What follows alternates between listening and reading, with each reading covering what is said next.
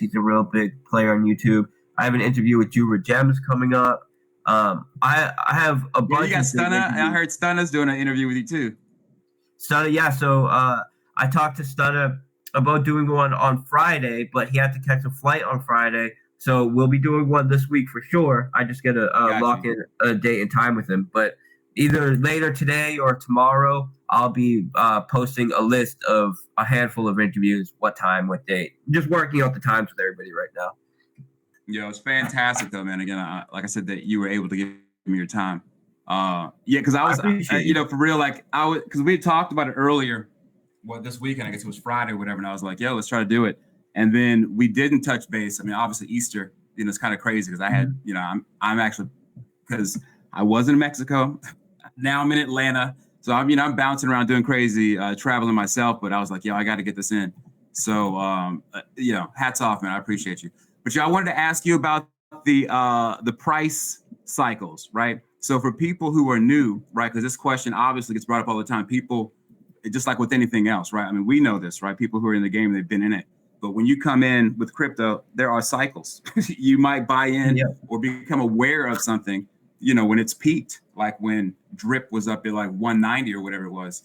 And then there were a lot of people that came in within that range, and then they just don't realize that, look, listen, we've seen these up and downs before from the time that it, dropped last year, back in last April or whatever. So if you could like kind of touch on that, if you don't mind.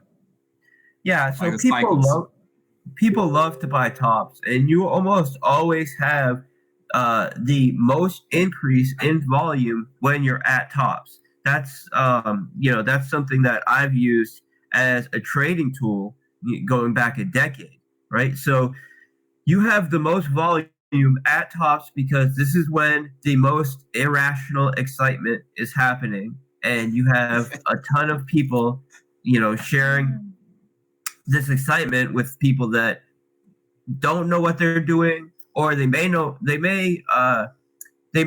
what they're doing, but they're not fully aware of the dynamics of the project.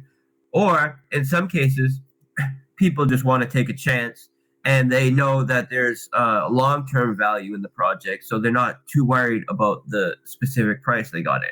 And of course, there's a mix of all of those. But when you look at drip, we have essentially moved with the overall market while paying out 1% compound interest. So when you factor in the compound interest that stakers are earning in the protocol, we are outperforming BNB, we're outperforming stablecoins, obviously, we're outperforming Bitcoin, we're outperforming all the major assets, and we have for going on a year now. So, when the whole market does a major correction, a 60% correction, or whatever the case may be, you expect DeFi protocols to move with the rest of the market and typically have a bit of additional volatility there. We have implemented a stablecoin incentive to stake or to add liquidity to drip with BUSD on PancakeSwap, and that does help us amend some of our volatility. But due to the fact that we have a BNB pair on our native DEX, and no matter how much you communicate to the community that they should be doing the majority of their trading on the pair with the most liquidity, you're still going to have a ton of people just, when they want to take profit, doing it into the native DEX because that's what they're familiar with, even if there's less liquidity there at the time. And just the price of BNB going down affects the USD value of the drip token because the drip token is partially priced in BNB. So there are various mechanics that we've put in place to help, to help curb this volatility. And there are additional mechanics that I'm very excited to implement in the future that I believe will take this to the next level, such as being able to take out a loan against your stake rather than claiming your stake and then taking profit on it. So there's various mechanics. Yeah, that would be beautiful, man. Because exactly. I mean, if we have a way to leverage what we've got without having to cash out necessarily, but I appreciate you bringing that up. Yeah, there's a way to do it, and that's something that I'm very interested in. As I said, there's like 4 or 5 major utilities that I want to be working on, and I'm going to continue to work on. And one of them is lending, and Drip is a great model to implement some sort of lending.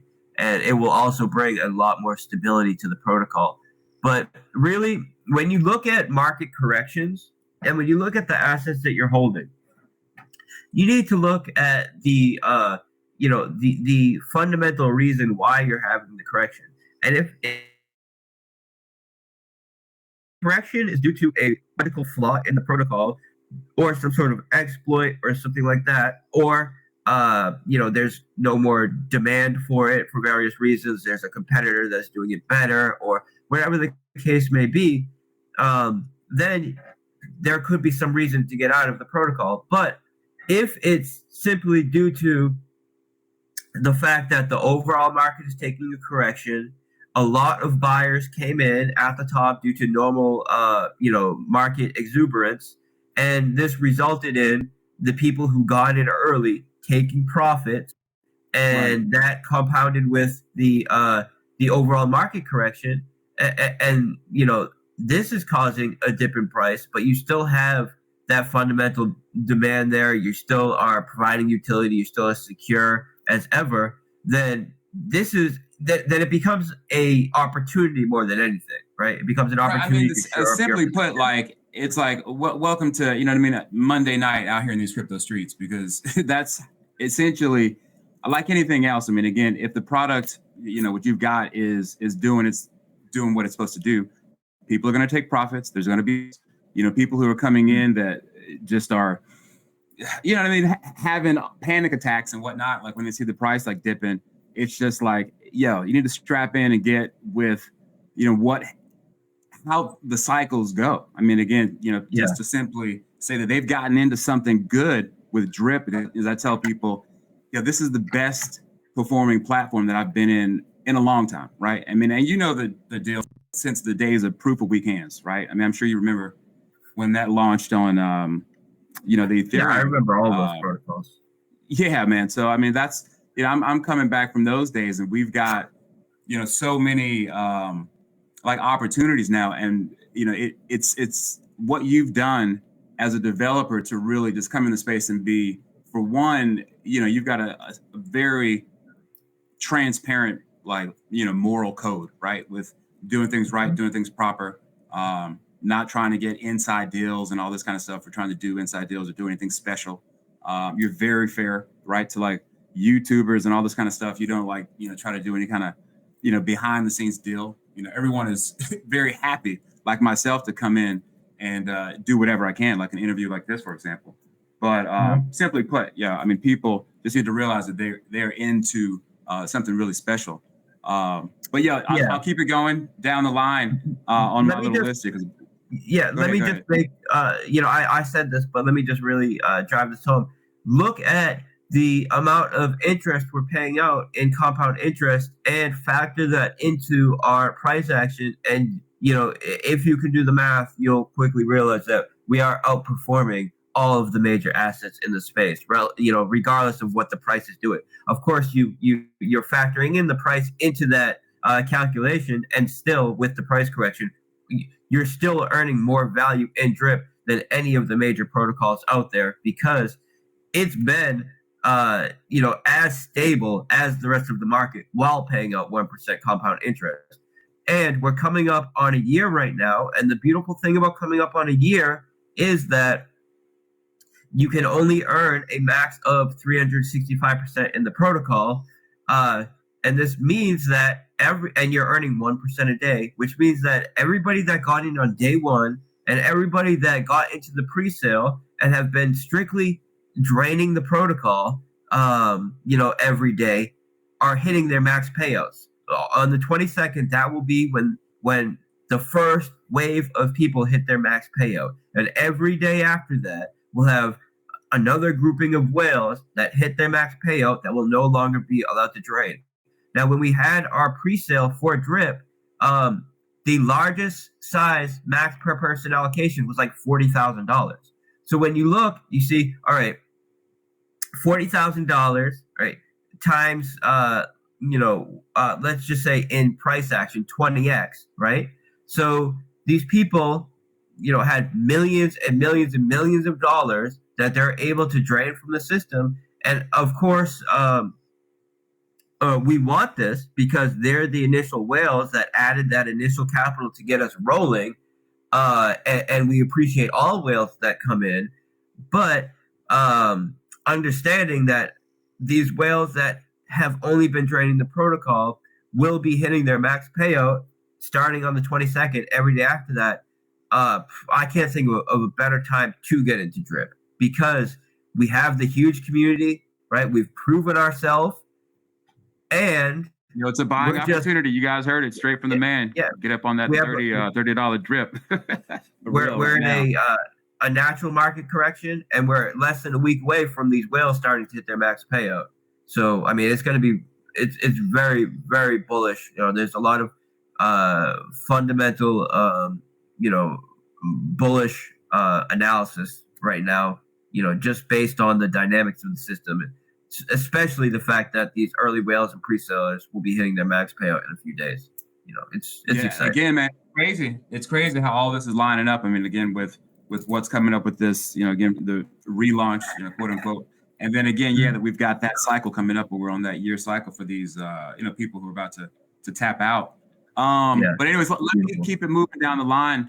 Because people, of course, and the AMA that you ran, I guess the last one a couple of days ago, that was to me one of the best, that you've done.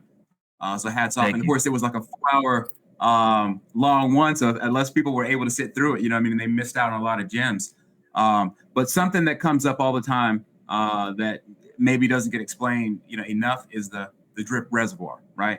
So of course, with the new UI, it may be more, thoroughly explained or, kind of whatnot. But how would you, in a tight summary, explain the reservoir? Because to be honest, I was in it, right? Like not long after that interview that we did back in August, I stayed in it for about, a month. And then I pulled out like what I had in that because I was trying to, parlay some other things that were going on.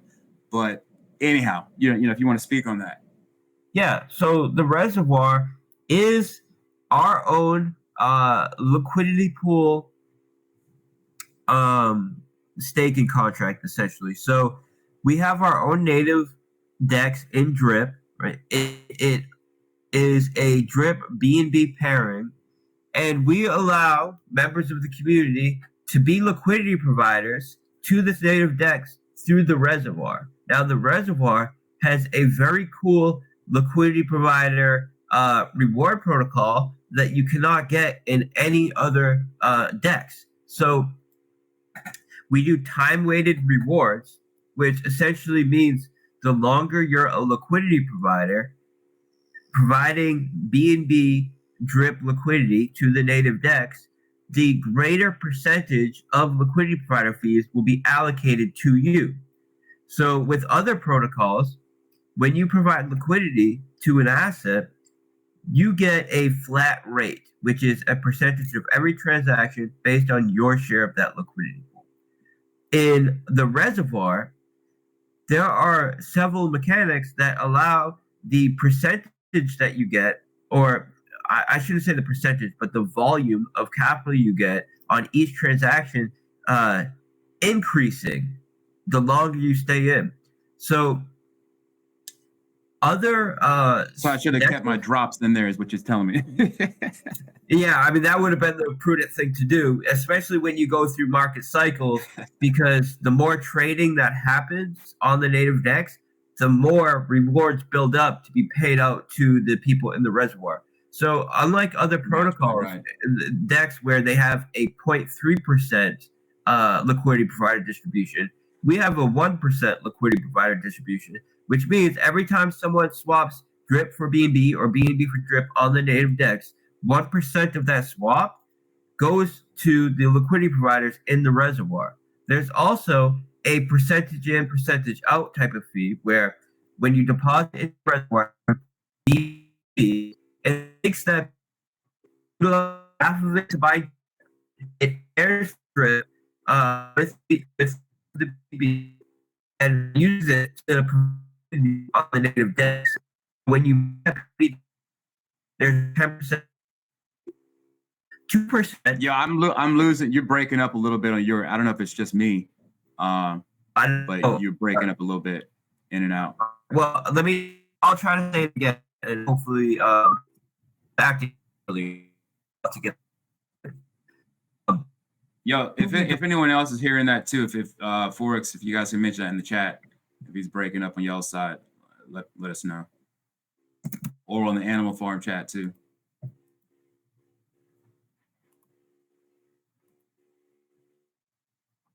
Yeah, it says breaking up. A little bit lag. So I can see with just I can see that there's issues right now with Telegram. Let me it's try. Clear now, though. Go ahead. You're good on my end right now, so I think it's right. You're good. I might need to try to refresh everything if it happens again, but so you're totally clear right now. But go ahead. Okay, so when you deposit BNB into the reservoir, there's a 10% tax. 2% of it is permanently locked in the liquidity pool, which means an ever increasing liquidity pool, which is hardening the price of drip and making a rising price floor, which means that the all-time low of drip is constantly getting higher every time someone does a transaction and every time someone adds liquidity. There's then a 3% immediate distribution of BNB. So when someone comes in after you and deposits BNB, 3% of that BNB is immediately distributed to the people that are already staked in the reservoir. And then there is and then the rest of the 10% tax is put into a vault that pays out 2% of its balance a day to people in the reservoir. And this allows for time-weighted rewards because the 1% liquidity provider fee goes into this vault that pays out the percentage of its balance every day. And this is constantly increasing, which means the longer you stay in, the larger volume of the liquidity provider fee you will get. So, gotcha. What are drops sitting at right now, by the way? Well, so the drops never leave the contract. So drops, you could. So I was talking about in terms of the price of it right now. One drop. Yeah. So that's what I was getting at. You could work out some theoretical price of a drop. I would have to look at that right now because I don't know what it is off the top of my head. But since no worries about it. Are not traded on on any kind of DEX and they can't be really withdrawn from the contract, it really is a type of theoretical pricing. So that's why I don't know it off the top of my head. But I mean, it could be worked out. I just, Yo, Roger that. No, it's all good. It's all good. I was, anyways, though, just, just touching on it and see what's up. But anyways, I know the reservoir, again, can get a little bit, complex for people. So that's why I was just, trying to have you just touch on it. But at the same time, with the new UI, obviously it's going to be integrated into the new UI. Will there be any kind of changes or some type of, I guess maybe more simplified approach for people? All right. So with regard to the reservoir. Yeah. So I would say with the reservoir, it's relatively simple to understand. If you're not someone that really is interested in all the details and just want a broad overview of what it is, it's a contract that allows you to deposit BNB. This BNB is then utilized to add liquidity, and now you get a percentage of every transaction that happens on the DEX, plus a percentage of all the BNB that comes in after you, paid to you in BNB when you claim from the contract. So, maybe because I've been involved with this for so long, I feel like that's, at least from an overview, simple concept for DeFi and people that are familiar with DeFi. But we've gone right on. Just giving them like a 10,000 foot view of kind of what it looks like in those terms. But yeah, it's all good. Yeah. So the new UI, we put a lot of work into better explaining how the various protocols work and making them more attractive for the user when they hit the site. And I went and found website and web designers who work for some of the major investment banks and had them come up with a type of template model that is essentially the same template model that these major investment banks are utilizing, because they're spending billions of dollars every year to come up with a template and with a type of dashboard or front end model that is going to not only attract more users, because we're taking advantage of search engine optimization, and a lot of this has to do with the structure of your website and the keywords you're using in your website and where they lie on your website and the links that you're posting on your website. Let me show that too. I posted the you had that little preview of the new UI. You want me to play that right quick in the background just to show people a glance of it? Now this is what the UI actually looks like. Mm-hmm. Yeah, let me play that right quick. Hang on. Okay. You can go ahead and talk over it or whatever you want. Yeah. So we put a lot of time into to building the new UI in a way that I feel is representative of the quality of the contracts and of the protocol itself. And really, we're just taking advantage of years and trillions of dollars worth of research that was done for us. And I really don't understand why other DeFi protocols aren't taking advantage of this knowledge base that's been built up over, Good question, man. I agree. 20+ some years. of these like UIs are like garbage. You know what I mean? And it's like, you guys got so much money. Like, what's going on? Like, just clean that shit up. Well, anyways, sorry. Go ahead. Well, the thing is that when people get into a type of mode where they see what has worked in the space that they're in, and then basically just copy these modes. But I've always looked to outside markets. When we came up with how we would utilize the referral system and how we would allocate the bonuses and all of these things, they had their roots in DeFi, and elements of it were coming from other DeFi protocols. But we also looked to what is working in traditional markets. For example, we looked at Amazon's referral structure, and in this case, we looked at the template that major investment banks are utilizing in their front ends and their UIs, because these companies have been around a lot longer and they've put in a lot more work and they've invested a lot of money into figure out what works and what gets people to use their products. And we're going to take advantage of that. And I believe we're the first DeFi protocol to kind of step away from the crowd. And hats off to you, man, for doing it. I mean, just like you said, people were giving you a hard time for not, and you said it too, even during that live stream. You're like, I'm not trying to compare myself to Elon Musk, but nothing wrong with having a vision and doing things organically and letting it take place essentially from the results. Right, the results will speak for themselves, and then we can work on marketing and shit like that. Well, I believe that Elon and Tesla and SpaceX and his other companies have tapped into a new kind of promotion and marketing model that is more effective than the standard model or the old school model. And my plan is to watch and learn and take advantage of it, and utilize these same tools to our advantage. So it's not about comparing myself to Elon. It's more so saying, look at how well he's been able to implement these strategies, and we're going to try and learn from that and take advantage of those same strategies. Yeah, man. Well, you're doing the damn thing, man, and I'm again very, very thankful to be part of. I mean, for the fact that having gotten on early on as I did. It's nice to, especially as a content maker, to be able to provide the documentation for people, right? And trying to articulate this thing and make it, make it something that it's easy to digest and so forth.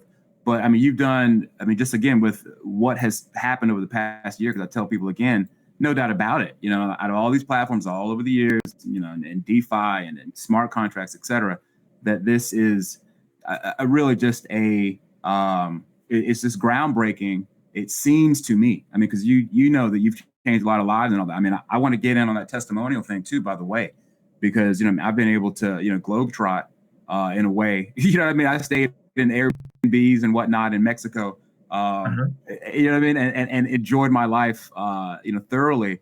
Like I said, hats off to you. I sent you a picture of that shit in our messages or whatever. Just yeah. But I have to say, man, again, that it's a very special thing that you've put together. So again, hats off, brother.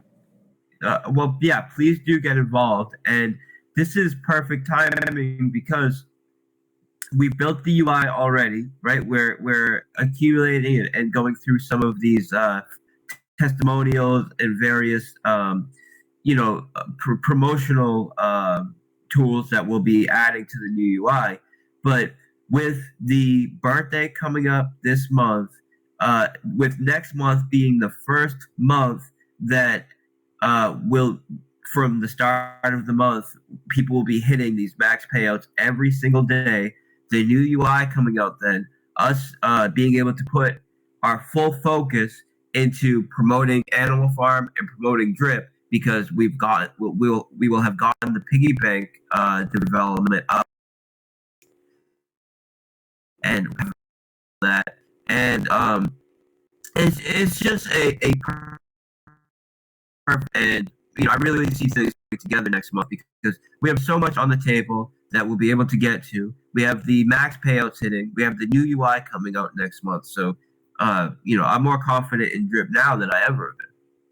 Yeah, man, it's fantastic. Yo, by the way, I'll just because I won't. I'm doing airdrops, throughout this stream. For people, by the way, if you're on my team, shout out to Experience 24/7 team drippers. But if you're on my team, drop your address either in the live stream on YouTube or on my Telegram, right? But I wanted to ask you about the new airdrop system. I heard you mention that in the last AMA that you're going to be doing it more streamlined, where it's pretty much like a boom, you click it and we're done, instead of having to take out like an hour. You know what I mean? If you got like a big team, you got to be on it. So we're going to utilize a contract to do it. So instead of having right now, we're utilizing the front end to handle all of the airdrops. So essentially, when you interact with the front end, it then gives a list based on filters of people that you want to do a transaction with. And then the front end communicates with your wallet, essentially telling the wallet, do this transaction, do this transaction, do this transaction, and you need to approve every single one. It's the change that we're going to make is we'll be utilizing a contract to do these airdrops. So you use the filter. You're going to use the front end to see who you want to airdrop, the same or similar to the existing UI. But then when you go to actually do the airdrop, it's going to be a matter of hitting one or two buttons to essentially feed those addresses and the values that you want to airdrop to them into a contract, give one approval to that contract, and then just confirm the transaction. And the contract will do the distribution of the airdrops to everybody in a singular transaction. Or, there are limitations. There are limitations. Think about that, my man. For real. That is a plus. Saved me a lot of time. Yeah, but there are limitations to the amount of transactions you can do in one block. So potentially it could be maybe two transactions you need to break it into if you're airdropping to say thousands of people. But regardless, it's much more streamlined, much easier, much more convenient. And the only reason why we waited to do this is because it does entail a change to the front end. And, we always had the idea that we wanted to update the front end anyways. And the front end that we had now was kind of just like a a working model that we put together Right, to launch the prototype. Yeah, project. got you. Yeah, we knew it No doubt. wasn't the best that we could do, but we always had a plan to update it and make it better. And No, that's the all good, idea man. is to It's working out knock it all out at once. fantastic. I mean, just as is, which I was actually gonna bring up because I'm sure you already know about Baby Grinch's Drip Fi, what I Yeah. call it, the compliment app, right, for Drip, because it's got the calculator and all this with the ecosystem of the animal farm integrated here, so you can see all your stats and everything like that. Like, what are your comments on outside developers like Baby Grinch? Shout out to him for doing the damn thing and really putting together what has been an essential for me at this point piece of my Drip. How can I say, wheelhouse? Yeah, I think it's amazing. I think we have one of the most talented communities in all of DeFi.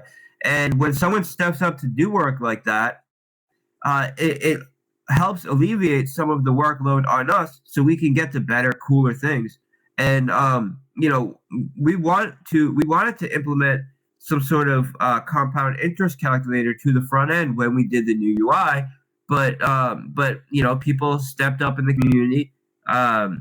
Baby Grinch being one of them, and got that model out there. So now when we do the new UI, we could just utilize iframes or directly add it to the code. This way, we have that implementation, we have that those tools on the site, but we didn't have to spend a couple weeks building it, right? So when people do build these kinds of tools, not only are they providing an awesome utility to the whole community and really providing value to them, they're also helping relieve the workload on our side and allowing us to build whatever the next big thing is without needing to worry about handling all the little edge tools and things like that. So it's amazing. And there's a lot of people building right now various projects, tools, staking protocols, protocols that are using Drip as a reserve or using the faucet as a reserve. And a lot of these projects are going to be dropping in the next few months. And I'm excited about a handful of them. And there'll be some that I will be promoting and getting behind. I'm very careful about who we lend our reputation to and who we give attention to. Naturally, man. Yeah, but it's a shady mess out here in these streets. Yeah. But there are a few that I am excited about and I am looking forward to to give some more attention to. And speaking of that, the Atlantis project is something that I've been wanting to pay some attention to and get back in touch with them. Of course, I put some of these things on the sideline to get the piggy bank launch settled, but on Thursday this migration will be under our belt, and then my full focus will be on promoting Animal Farm, promoting Drip, and helping to uplift other supporting utilities and contracts and tools, and continuing to develop there. So man, you are doing a fantastic job, man. I mean, I'm very impressed with how you have been able to really pull it all together. With and I know that there's some things that maybe people might want to brush under the carpet or whatever, but those are things that for example, if you remember the honeybee or whatever it was, like, or we had the casino that we tried to integrate into the Drip UI and things like that. It's like, at least Forex had the foresight to see that this is not going to work out. Let me go ahead and check on out of that, and let's keep it moving with with things that are more primed for success. Yeah, so I would say to that when we initially we finished building Drip, the plan was, all right, let's find some partnerships for to help incentivize people adding liquidity to PancakeSwap for Drip, help provide incentive for people that have BUSD liquidity. Let's find some new utilities and use cases. So we had one of our promoters, right, that everybody knows about, bring the B project to us and say, all right, these people want to incentivize people adding liquidity to Drip, I went over all their contracts. I went over all their code. Realized, all right, it's secure. There's really no way they could steal anybody's money or rug pull or do anything like that. So if they want to, incentivize people to add Drip on their protocol, they can do that. And then you see what happened was there was no rug pull, there was no scam. Not at all. And to be honest, but you don't, because I know, there's no need for you to have to, even go into any kind of detail about that. I was just kind of mentioning. No, I did, but let me finish though, since right on. It was brought up. So, and when you look at the effect that project had, they did incentivize people adding millions of dollars worth of liquidity to Drip. The price of Drip did something like an 80% pump based on that, on that collaboration. And at the end, it was very good for Drip. Now, the B project, those developers decided after like a month or whatever that they wanted to abandon their project and whatever they chose to do, right? But even when they did that, they had no ability to take anybody's capital. They had no ability to rug pull.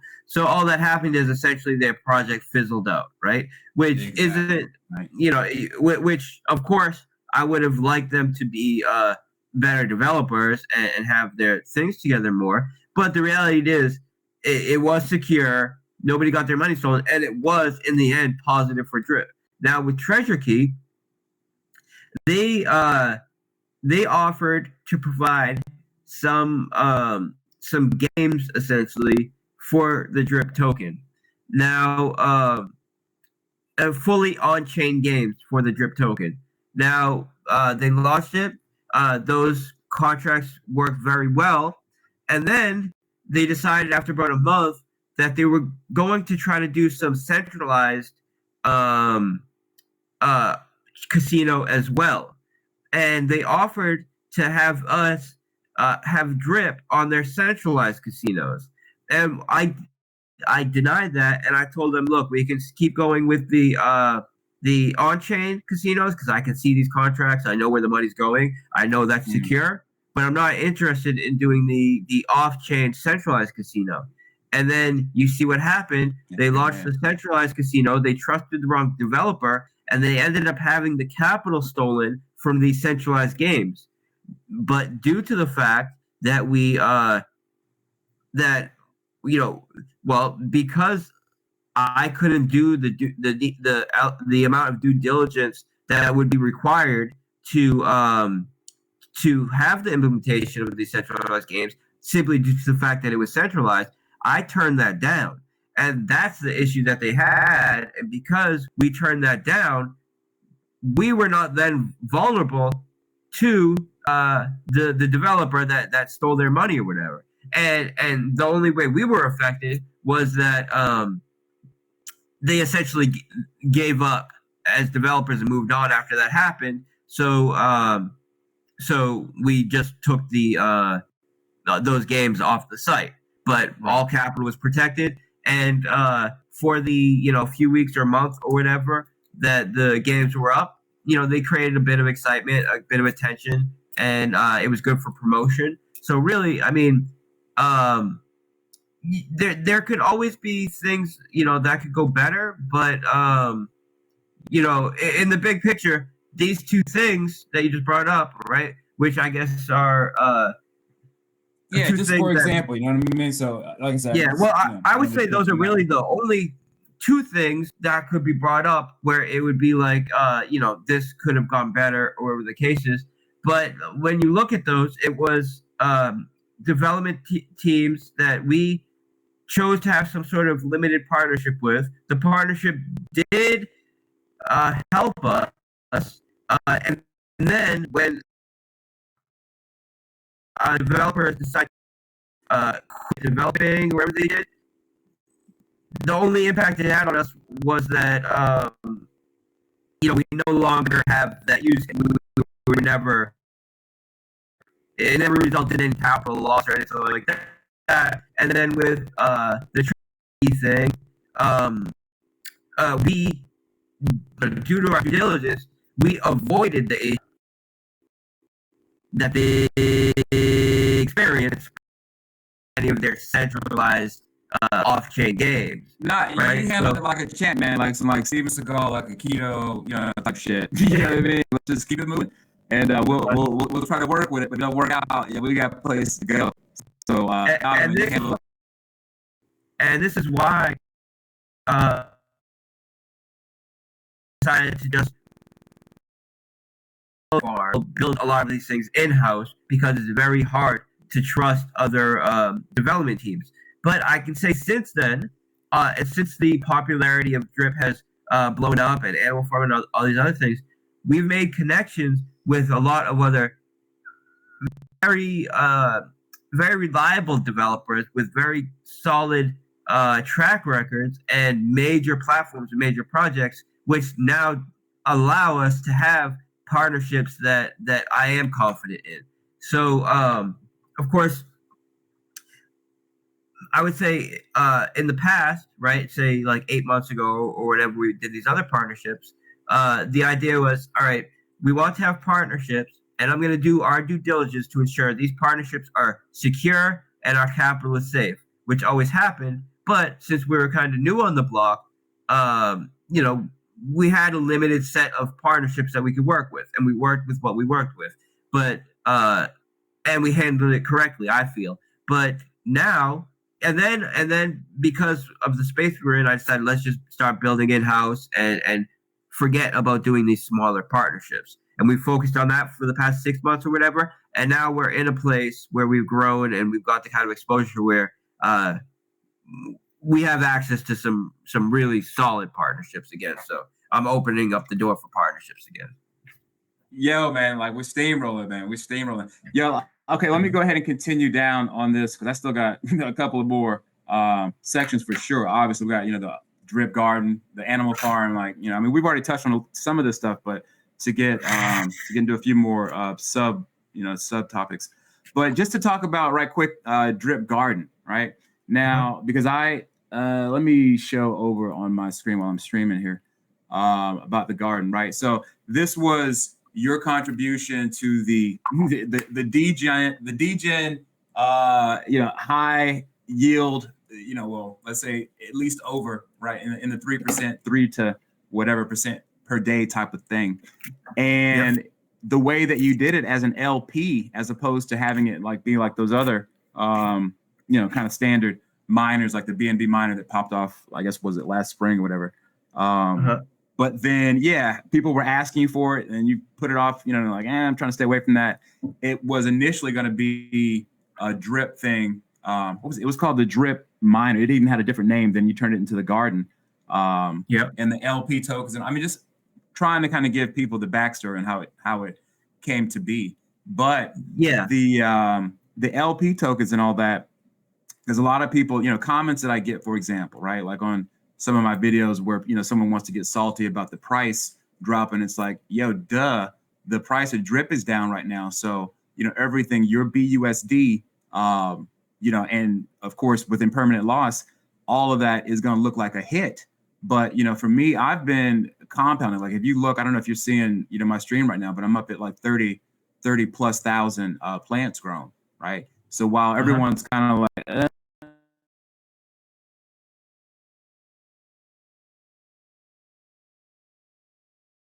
the contract is dipping, or dropping, I'm still trying to be like, I'm scooping up these LP tokens while they're cheap. So, what's your insight so that? I'll just touch on basically all that. So we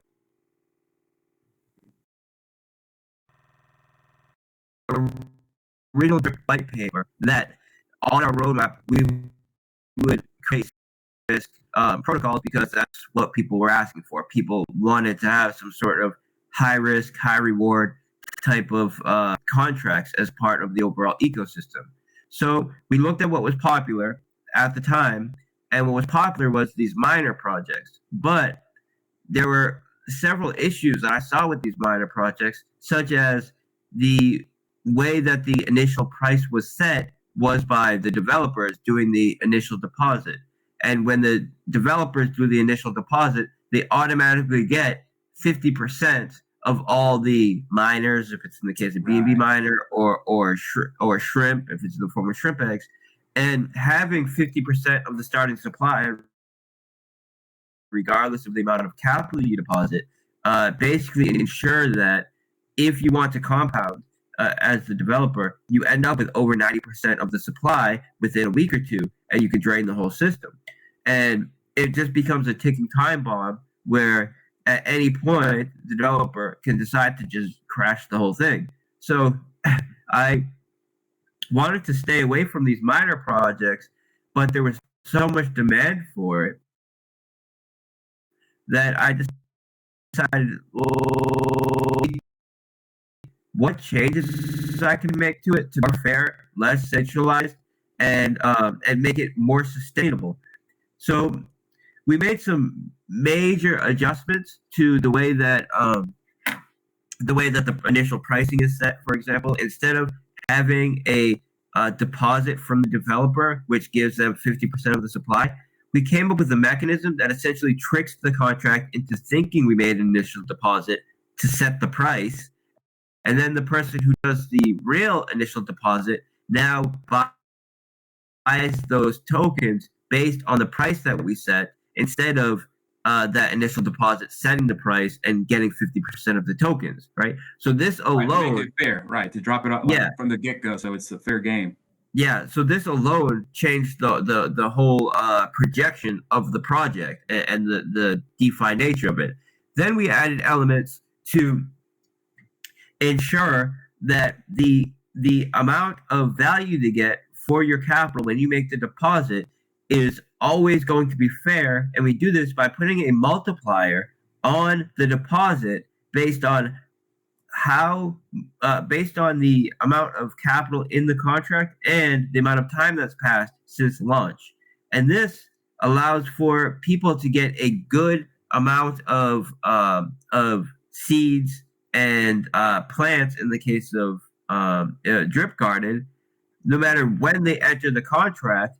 And then what determines your payout is how often you're compounding relative to other people in the system. And as long as you're compounding above the average user, you're going to keep your ROI around 3%.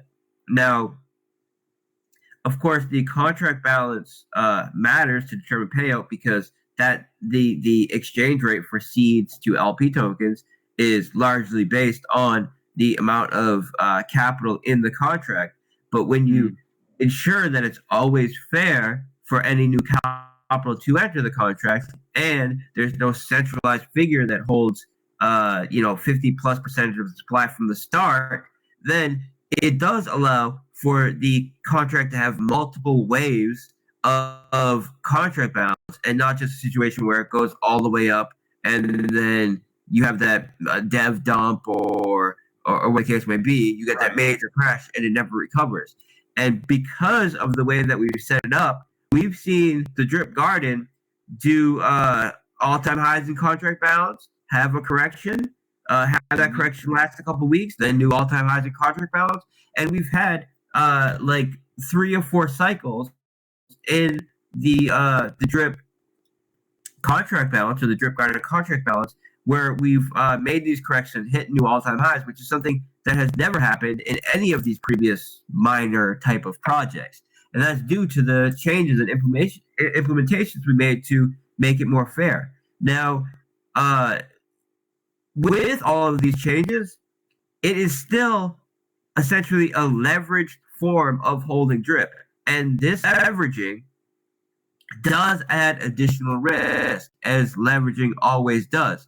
And what this means is when the price of Drip is doing very well, it's going to this positive effect is going to be compounded in the garden. And when the price of Drip is correcting, this kind of effect and pressure will be compounded in the Drip Garden as well. It's a form of leverage. So that risk is going to be right. Exactly. Gotcha. Go ahead. Yeah. So I would say if you think that we're in a good place to buy Drip, then it should also logically play out that it's a good time to deposit into the drip garden. Now, because of this higher risk, I wouldn't say go all into the drip garden. And I've always said that this is a high risk protocol and need to treat it as such. But maybe when you buy drip, maybe you take 10% of your position and put it in the drip garden, or 15% of your position put it in the drip garden. Have it like that. The same way you would never put more than 10% of your capital into a leverage trade, for example. Right. Now the thing of it is, I guess, to simply put, just maybe asking you straight up, for me in my case, right, where now it's, with the 30,000 plus plans that I've got, when the price of drip goes up, I should be seeing a pretty exponential amount of I guess what you could say daily profit, right, for whatever the seeds that I'm getting, because of course the BUSD value is going to go up like equally, accordingly. So literally, I guess literally exponential. Exactly. So for people that are like, yo, the price of, well, let's say for people that got into the garden, and when let's say the payouts that they were getting might have been like, I was getting $1,500, like, and now I'm only getting $500 or less or whatever. And ultimately it's like, look, the price of drip has come down like by 4 times, what it was. So what do you expect? But, anyways, though, so I'm keeping it moving personally. So I just want to make sure that I'm on track. Also, you have to realize that the mechanism in the drip garden, which determines your payout, is completely dependent on how often you're compounding, to the degree that if you've not compounded in say about a month and a half, you're earning basically no yield on it. So because it starts out, when you compound, when you do the compound, you're going to be earning about 3% ROI. And then this ROI that you're earning is reduced every day until you compound again. And when you compound again, it will reset to 3%. And since it's reducing every day, once you get to past like a little over a month and haven't compounded yet, it's reduced down to the point where you're earning basically no yield. So, I've made this clear, but there's still people that think that the idea of the drip garden is you make a deposit and then you essentially drain capital from it, from the life of the project, and you're going to continue to earn the same amount of yield. Well, that's not the way it goes at all. And it's specifically designed this way because we've created a value transfer from people who are draining the capital from the system to people who are compounding. And if your plan is to only drain the system, the amount that you're able to drain gets less and less and less and less, while the amount that someone who is compounding is able to compound. On that note, let me go ahead and compound these plants I got sitting in here. Increases, right? But then we've capped it at 3% to ensure that it's sustainable. But if you're compounding daily, then you're essentially keeping your ROI at 3%, and that's a major value transfer from someone who may not be compounding at all, or compounding once a month. And if you're compounding once a month, then by the end of the month, you're basically earning no yield. Then you compound, it pops you back up to 3%. Now that 3% yield that you're generating every day is decreasing every day.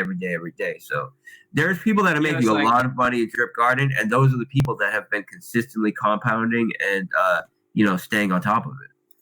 Yeah, exactly. It's like, duh, come on. Y'all catch up imminent efforts and get with it, or don't. As Stunna say, this is a solo sport. You know what I mean? Just get out there and do your own thing. But yeah, man, I appreciate the insight. Let me touch on the animal garden. I mean the animal farm.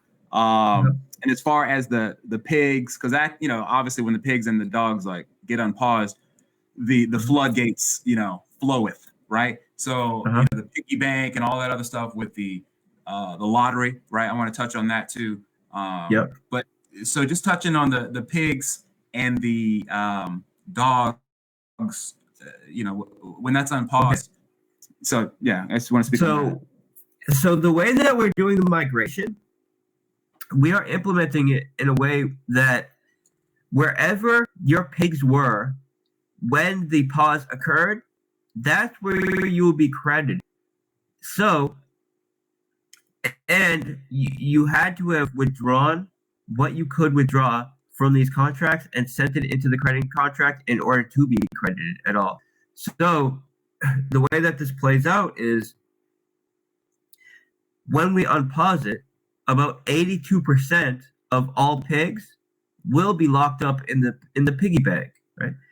Another like 15% are in the pig pen, and only about 3% are actually in circulation when we unpause it in people's wallets.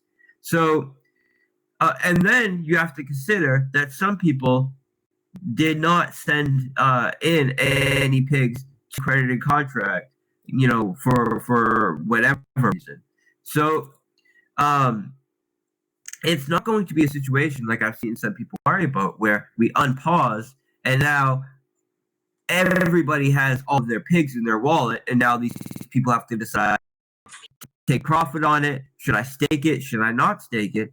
The reality is, when we unpause, almost all the pig tokens will be locked in contracts, and then it will be up to people to determine where they go from there. But for example, the piggy bank, where the majority of it is, they can't withdraw their principal. And when we unpause the new piggy bank contract, there will be no pending truffles, which means people will be credited with piglets, and now they will start earning truffles, but there will be no truffles that they could immediately withdraw. And the way this plays out is there will be no pigs from the piggy bank for any contracts that are immediately available to dump, and people that buy into the piggy bank don't need to worry that they're going to buy into the piggy bank and then there's some people holding a bunch of truffles that will then dump it on their head. So it's going to be very similar to a type of pre-sale model where the people or a vested pre-sale model, you could call it, where the people who are in the piggy bank right now, because they were in it before it was paused, will be credited, but they will not have anything to dump on the market, similar to a vested pre-sale. Now, the people who buy into the piggy bank, and this means that the people that buy into the piggy bank at launch, when we unpause it, when it goes live, are buying in at the ground floor, and we're even putting a 20% bonus on the first 48 hours to encourage people to make either an initial deposit, or if they already have another stake, to make another deposit. And this is going to act as a type of magnet or a type of vacuum to take those extra 3 or 4 or 5% of pigs that will be in circulation and give them a home, right? Give them a reason to be locked up. So I think that when we unpause this piggy bank contract, they're like the piggy bank, right? There's nothing that allows you to earn compound interest on rewards that you're earning for time locking. So there's no protocol where you can say, all right, I will abstain from collecting my rewards for a month, and for doing that, you're given capital up front that you can then earn compound interest on. There's no other protocol like that. And it's fantastic. I mean, because for the hexkins out here, you know what I mean, that, well, maybe they're turning their nose up at something like this, but well, anyways, as you said, it's a kind of an innovation on that certificate of deposit with respect to the compounding. It's way better than Hex in virtually every way you want to cut it. It's not having access to your stakes. That sucks. Not having access to your stakes, not being your stakes, having 90% of the liquidity in the hands of one wallet, having 60+% of all rewards going to one wallet. It's more like 85% or something. And this is why you're only earning like 40% APY on Hex. It's not because Hex can't pay out more. It's because 90+% of the reward are going to one wallet. And people have the idea that yes, but if that one wallet never spends, then it's the same as it being removed from circulation. But all you have to do is look at the last raise, right? Look at that Pulse Chain raise, and you will see that those tokens were spent. They were used to dilute the Pulse Chain presale. So, by billions and billions of dollars. So, wow. I don't. Yeah, it's a hell of a liability to say the least. Sitting out there floating around. That, and I mean, literally, it was turned into stable coins. By diluting the Pulse Chain launch, those Hex, which couldn't have been dumped on the market, because if they were dumped on the market, they would have crashed the price by 90+%. Instead, were sent into the Pulse Chain presale contract, which diluted the other presale investors, the legitimate presale investors, and essentially reduce the value of their Pulse tokens by 97%, essentially exchanging those 97% of the stable coins and the ETH and the BNB that they turned in for Hex. So I mean, it was a major cash out on his part, right? And he cashed out by diluting the pre-sale participants of Pulse Chain. So I mean, that happened once. It will happen again. Anybody who thought that wouldn't happen, you haven't been paying attention, because whenever you give surprise, motherfuckers, whenever you give someone that kind of power to do it, they're gonna do it. It's just the way it goes, right? And like, of course, yes, there may be somebody who doesn't do it, but when they have the ability to do it, you just have to suspect that they'll do it, right? Bet on they'll do it. So but the mechanics, hope for the best, plan for the worst, and all that. Yeah, but anyways, the mechanics of piggy bank allow you to have utility and find value in ways that no other project allows you to, and have the ability to earn compound interest on your bonus for agreeing to lock it away for a period of time. The yield that you can generate from it is way higher than any other protocol, and it's fitting the demand. It was exciting to watch it for those first couple of days, man. I was like, oh shit, this is starting to turn up. And anyway, oh yeah, well, it definitely blew up. But the issue is, when you have one person try to bot the system, and they didn't violate any of the rules of the contract, or it's not that it was illegal, but right, yeah, it kind of made things unfortunately a little bit unfair. There was no exploit or vulnerability there or anything like that, but we made it very clear that we have a type of terms of service for our projects and our platforms, and if you try to get around our anti-bot protocols, and because there's only so many restrictions you can put on botters without inhibiting regular users, right, from buying. So in the time, in the past month and a half since this happened, we've come up with various changes we can make in the future to ensure that that when someone does bot, it won't have a major impact on the protocol, because the reality is you cannot prevent someone from botting. All you can do is come up with various systems or mechanisms, so when they do bot, it doesn't have a major effect on the protocol. So we've come up with that so we can make adjustments in the future. But the reality is that Piggy Bank, in the 3 days that it was live, was extremely successful and was performing extremely well, even with the pressures that were put on it from the botter.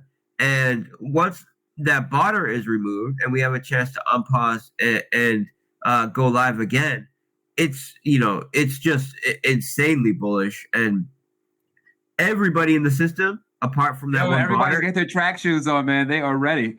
We are ready to run, bro. Well, they're gonna have more value than before, right? Because we're essentially taking that capital that was assigned to him and distributing it to all the existing users, plus using a higher seed amount, which gives a more fair distribution. And yeah, everybody's going to walk away with this with more value and a more secure protocol. So, exciting times, man. My hands, man, my hands are sweating like with the excitement for real.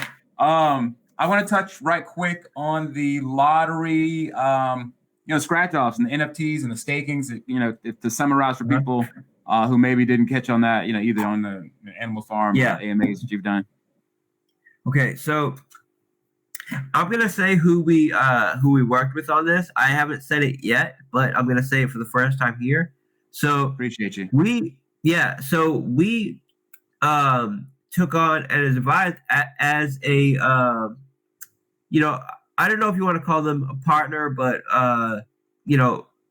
but we took them on as a type of advisory role / partnership for this, but the Micropets team, right? So people know the project Micropets, which is a gaming platform, and the reason why we brought them on is because they had an idea for a type of scratch ticket model.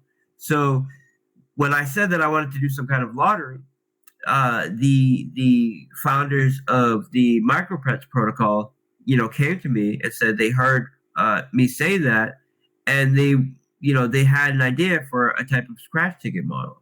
Now, so we got into communications, and I told them I was interested in it, but we would need to make some major changes, right? I would want the scratch tickets to be represented by NFTs. I would want there to be a revenue sharing model.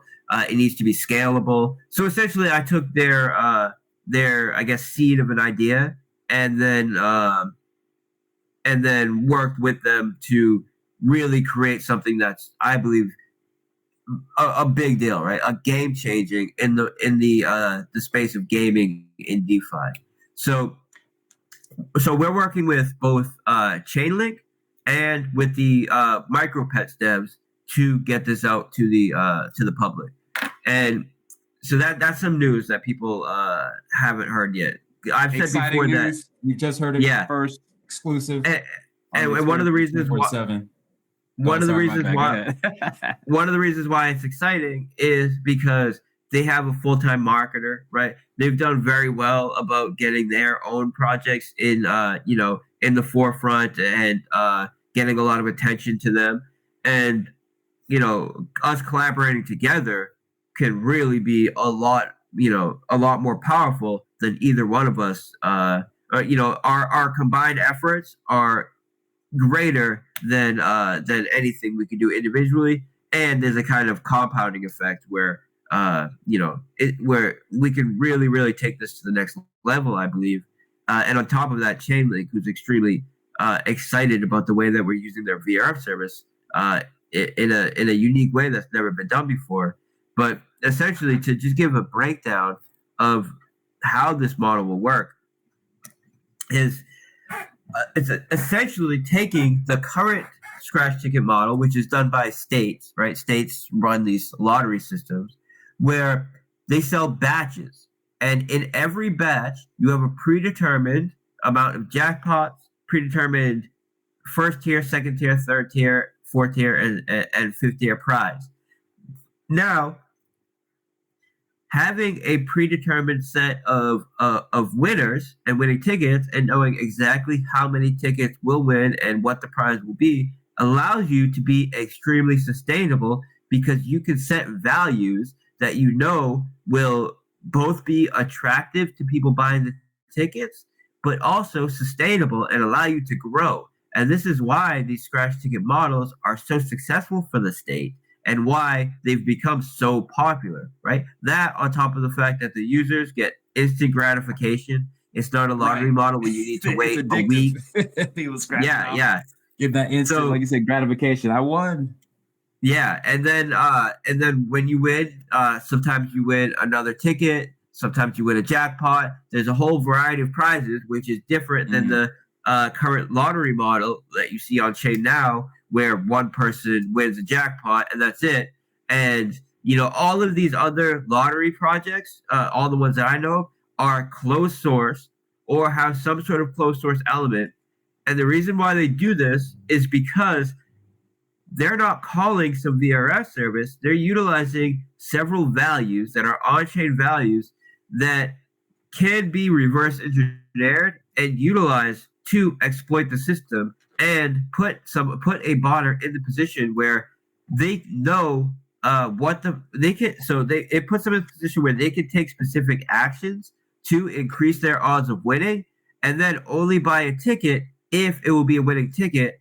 And if it won't result in a winning ticket, their bot won't even bother buying it. So I've looked at other lottery protocols and built my own bots, right, and my own sandbox to see how they could be exploited. And I got to the point where we had a bot that this was focused on one specific lottery project, and this bot could take actions to increase the odds of us buying the winning ticket by with about 80% odds, meaning once we've done these actions, we have about 80% odds of us buying the winning ticket within less than 10 tickets bought. And Uh-huh. if one of these 10 tickets that we bought uh, is the winner, the transaction will go through. If one of these tickets will not result in a winning ticket, the transaction doesn't go through at all, and we don't even waste money on it. And Wow. I know for a fact, since I was able to do this, that all of these lottery projects, or the vast majority of them, are getting exploited, and people don't realize it because uh, the way that it's exploited is a wallet wins the jackpot. And as far as everybody's concerned, well, a wallet's supposed to win the jackpot. And it appears to be a new wallet winning the jackpot every time. But of course, it's very easy to just use a new wallet every time. And the developers don't have any incentive to make it public that they're being exploited. And the average user doesn't realize it because they don't understand these systems. So it becomes a lottery model where the same a hacker is winning every single time and no one knows about it. Or maybe sometimes the devs know about it but aren't doing anything about it. Our model, right, is using Chainlink's VRF service to get a random value. This random value is then put into a modular equation to get a random value that is it within a range, and then the random value within the range determines the prize that the person who bought the ticket wins. And when you buy the NFT, which is the ticket, you can then pull that NFT up on our dashboard, which looks just like a scratch ticket. I'll post a picture of it. And now you can use your mouse to scratch the ticket and You posting see that in if the you. Animal Farm Telegram? Yeah, I just posted it. So you can scratch the ticket with your mouse, right? When you start scratching the ticket with your mouse, the NFT itself calls the scratch ticket function, which is calling Chainlink to provide a random value, which is then put into the modular equation, which determines the prize that you will win. And it's verifiably random, verifiably trustless, and anybody can look on chain to ensure that it isn't being exploited or there's no insider manipulation going on, right? So it's the same exact model as the current scratch ticket model, where um, where you have a batch of tickets, right, and it's predetermined how many will be winners, how many will not be winners, and which prizes, how many prizes will be distributed. All of this is predetermined, but the specific ticket out of that batch that you bought is random. Just like, traditional scratch ticket models have batches of 1,000, batches of 10,000, and the amount of winners are predetermined, but you don't know which ticket you get, and you don't know which ticket is a winner. So it's the exact same model, and we know these models are in high demand. We know they're extremely attractive. So so Oh we yeah, know the that drip community most definitely is going to be buying the hell out of these tickets. yeah. Seriously. So Or I mean, so the we animal know farm, the entire ecosystem, and everybody. yeah. So that's the thing. I'll get into that. But so we know the scratch ticket model is an extremely successful model and it's an extremely high demand model, but we're able to take it to the next level through the power of DeFi and provide value to tokens, even if they are not winning tokens, or even if they are not winning tickets, I should say. They, they're each ticket is an NFT, which is technically a token, but let's just say tickets to make it simple. Um, this kind of model could only be done in DeFi.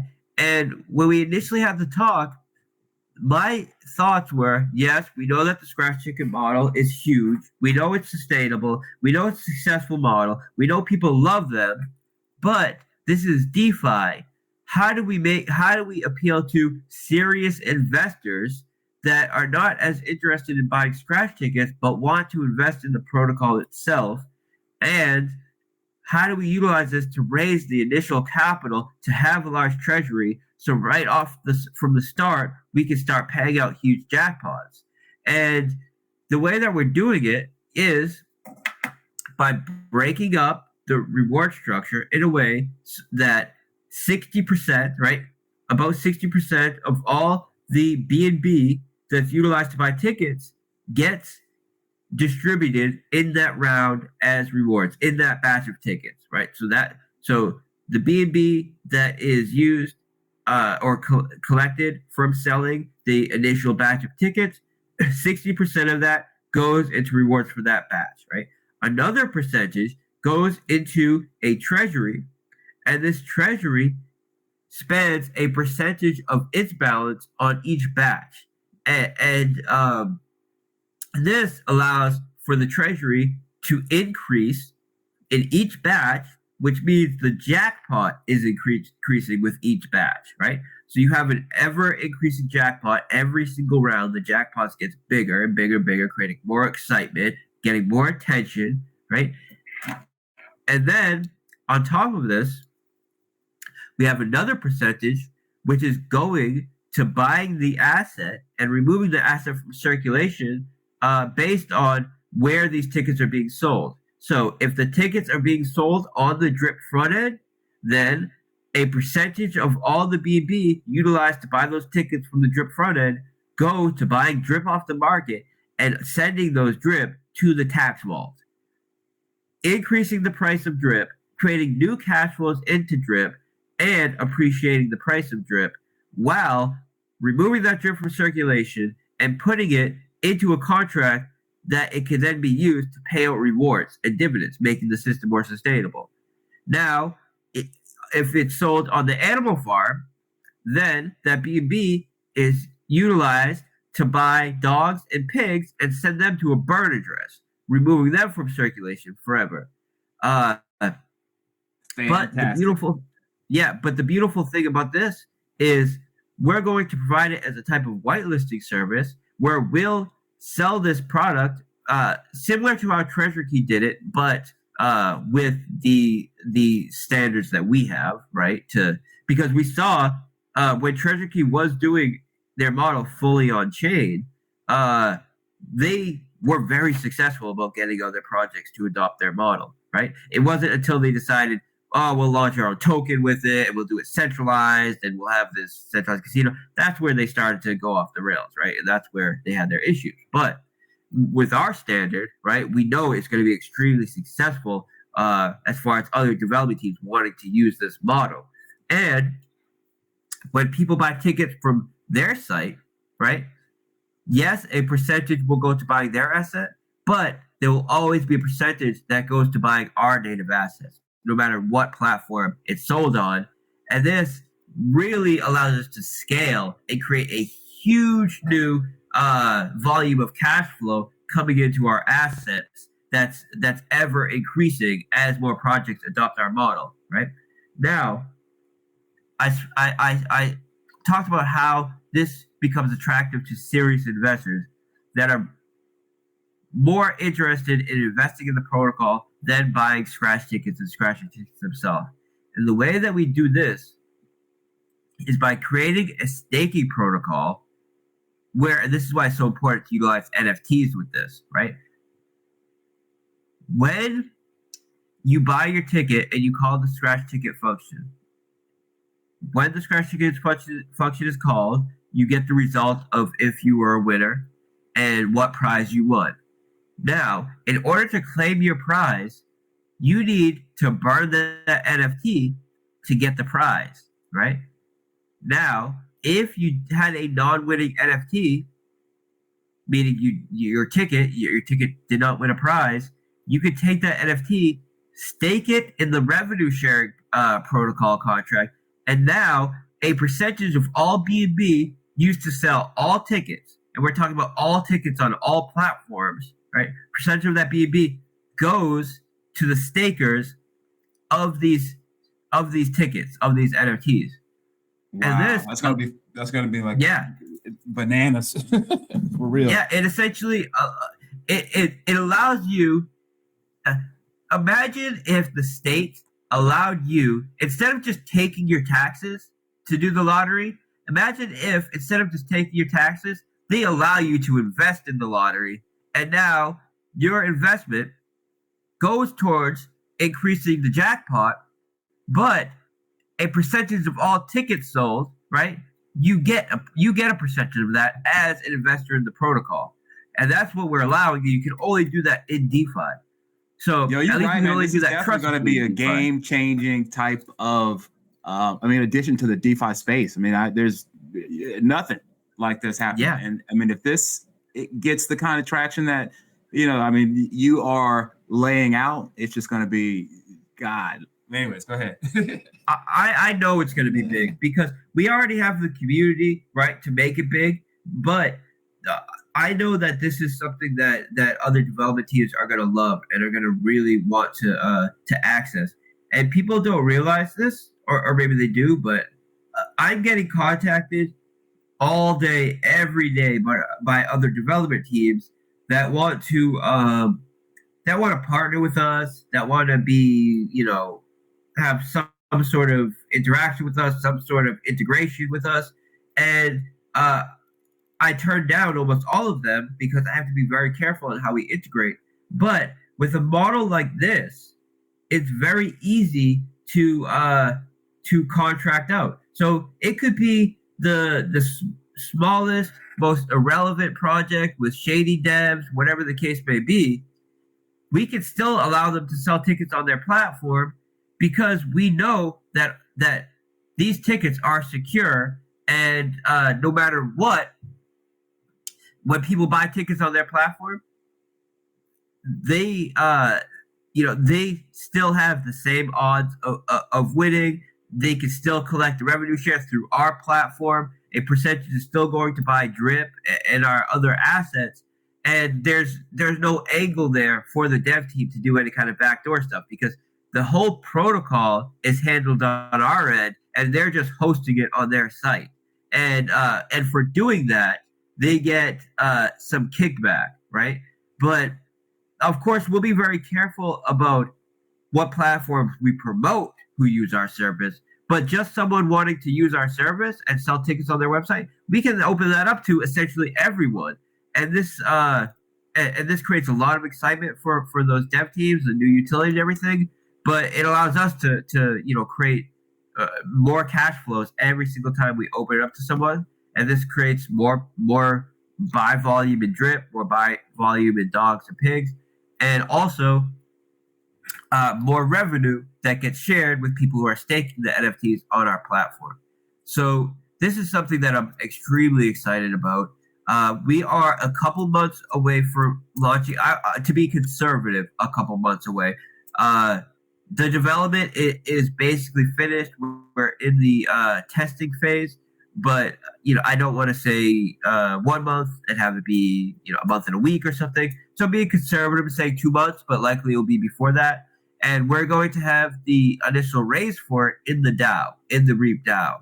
So when we do the initial raise, it will be in the sale of a batch of tickets, right? So when you get into the pre-sale, you're going to have a chance to win the jackpot. You're going to have a chance to win the variety of prizes for buying tickets in the pre-sale, but you'll also be able to stake those NFTs in the protocol from launch and have an immediate investment in the protocol itself from day one. So it's extremely attractive from a pre-sale perspective. Yeah. So happening in the DAO, right? And hey, quick question, because somebody threw this in my Telegram, but like general cost of the tickets. I don't know if you mentioned that because I've been multitasking. Sorry. Okay, so the cost of the tickets that we're looking at are 0.1 BNB, 0.5 BNB, and 1 BNB. Right? These are the cost of the tickets. So anywhere from $40 to $400. But we could lower that as well. And we're still in the testing phase. So until we finish with the testing phase, we are that we had the ability to adjust these things, but $40 on the low end seems reasonable. I think it could be a little lower though. I think it could be $20. So but what we're looking at right now is between 0.1 BNB and 1 BNB for the sale of these tickets, right? Because the tickets don't just, as I said, they don't just represent a chance to win a prize. They're an investment in the protocol itself. So having a it makes sense, right? Yeah, it's got to have, some type of let's call it a valued price, like upon purchase. Yeah, so we're having limited batches, right? They're sold in limited batches, and because they're sold in limited batches, it gives it value on a secondary market. For example, someone misses out on the batch. We're not able to buy a batch, right? They may want to buy these tickets, right?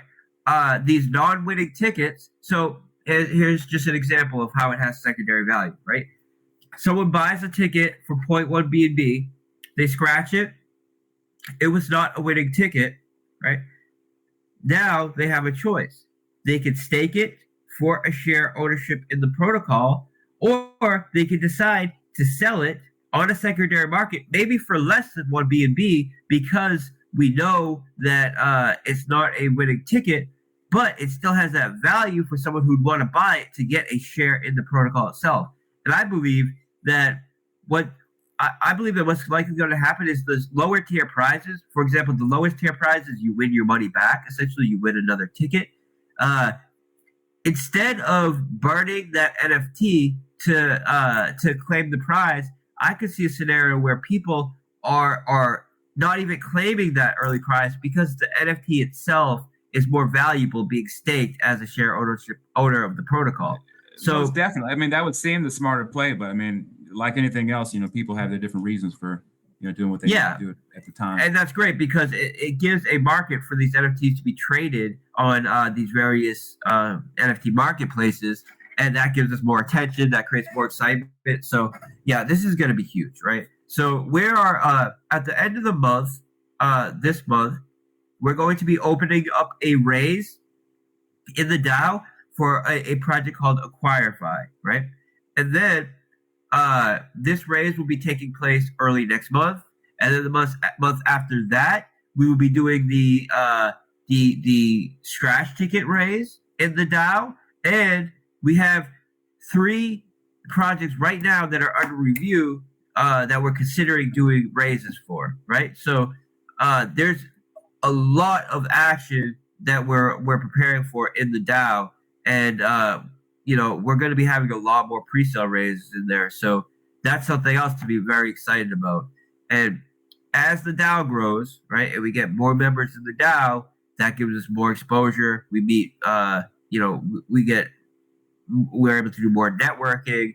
For example, this Acquirify project is a marketplace that allows developers to sell full projects to other development teams or marketers or just investors that want to run it like a board, right? So this Choir Fire, they've got a like some kind of informational like website or something to check out. Acquirify.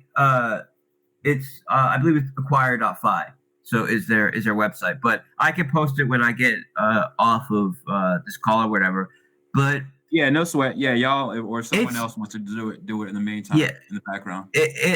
So the founder of Paxful, right, which is like the number 1 or number 2 peer-to-peer Bitcoin exchange, is the CEO of this Acquirify project. Oh, shit. Yeah, I know that. Yeah, I know Paxful.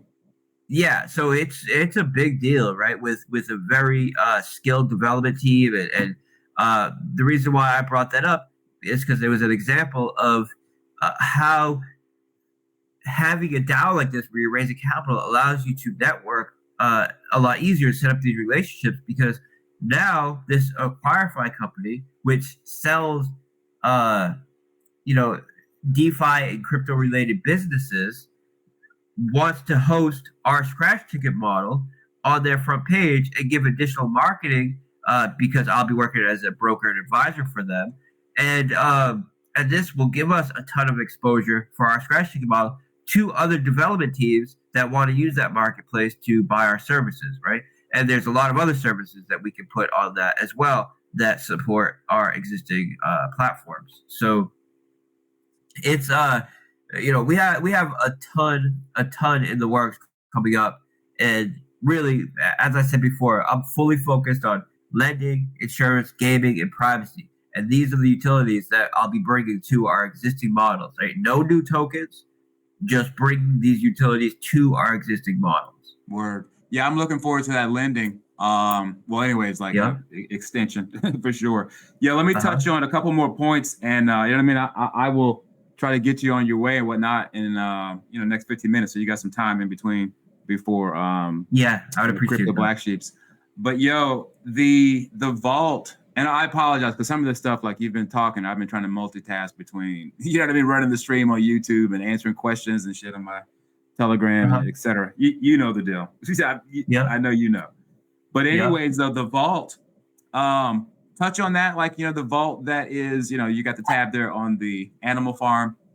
If you haven't already talked about that. Okay, so when we're saying vault, we're specifically speaking about other development teams that can provide a percentage of their total supply and use that as a reward for people who take pigs, take dogs, and pair them with their native asset to provide liquidity and stake those LP tokens in the vault. So, for example, say PancakeSwap wants to partner with us, they could give a percentage of their cake, which we can then put into the vault. And then when people stake, for example, when people pair pigs with cake token and and stake those LPs in the vault, well, they'll now get paid out in cake. So it's a way that we can have partnerships where it's a mutual benefit. There's a mutual benefit there because we're giving them exposure to our community and exposure to our platform and the utility of our platform, and exposure to our investor base, and they're giving new utility and more demand for people to buy and add liquidity to our token, and at the same time provide liquidity to their token. And in return, the people who are being incentivized to do this get paid out in their native token, not dogs or not pigs. So it's a reward model that's win right there for them. Yeah, not creating inflation, and it allows it's a cash flow stream where people can take profit without creating sell pressure on our assets. And this is something that we've been reached out by so many development teams that want to be part of this, and we have a handful of them that are ready to go very shortly after we go live. So there's a few things that are like on the immediately around the corner, and these are the Acquirify raise in the DAO. They are the UI push on Drip. They are vaults on Animal Farm. They're the team competitions, which go in part with the UI for Drip, And then Right, I remember you mentioned that. Yeah, yeah. yeah, Sorry, go and ahead. then the following month we have the scratch ticket model launching. We'll be doing the actual raise for Acquirify, and we have several other raises that are in the works. And then we have so many other things on the table with Drip that we were working on before I put them aside so I could hyper focus on Piggy Bank. And these are a fiat on ramp. So we're in communication with MoonPay and another fiat on ramp service to provide a way that people can buy Drip with credit and debit cards. Um, this is something that I know we'll be able to secure because, for one of the people we reached out to is servicing other development teams and projects that are way smaller than us, doing way less than us, so I'm very confident we'll be able to secure with them. And also MoonPay, I have a connection with someone that was a early investor in MoonPay and has a lot of sway Right. with Yeah, I remember you mentioned that in the last with AMA. their company. Yeah, thanks for bringing that Yeah. up. So that's something that's huge, right? That should be Yo, do coming you know to who Drip in a few Block months. Card is? Based out of Atlanta, or actually they're unbanked now, but they they provide crypto debit cards. But anyways, I've heard of them. They're based out of Alpharetta, if I'm not mistaken. The founders, two guys that are from Georgia, I think South Carolina, but I know that they do white label type of things. Anyways, just another kind of side note. Yeah. We'll talk about that another time. So I'm more interested if we have to work with some sort of centralized company or third party, which you basically always have to with fiat on ramps. I'm more attracted to working with companies that are based outside of the U.S., but I'm still open to working with people in the U.S. as well, because really it's the difference between people being forced to KYC to use their debit or credit or not having to KYC. That's really gonna vary there. So either way, it's a win, but one is a little bit better than the other, I would say. Yeah, no, most definitely, man. I mean, salute for you being all about that decentralized, because when it comes to, getting into more centralized circles, then it gets a little bit more sticky for us DeFi rebels out here. Let me touch on two more things, and then we'll get you out of here, bro. The questions I had people send me, and I only got like a couple questions right here, but just to ask from the community. But on one, I think you maybe already mentioned this, but essentially, how do you screen test to ensure that you'll have zero insider theft, right, in the future? Right, is what the question was. Well, we don't have, so we build our protocols so it's impossible for there to be any kind of insider manipulation as far as that goes. We never pay ourselves a dev fee in tokens. For example, I should say that since BREAP we have it, right, and then with BREAP, it was only 10%, right? So, and that was split between my developers. So the reason why I stopped doing that is because I did REAP, right? And with REAP, I didn't allocate myself tokens, but I ended up buying tokens because I was so excited about the project myself, just as a first-time developer launching something. I bought like $1,000 worth of the tokens myself, and then I realized I'm just holding these tokens. I've been holding them for 2 years. I'm never going to do anything with them. So it's like, essentially, I'm just donating capital to the liquidity pool, which isn't the smartest idea, right? That's not sustainable, obviously. And then, same thing with BREAP, right? I didn't buy BREAP because I knew by that point that it makes no sense to just buy my own asset and hold it because I'm never going to sell it.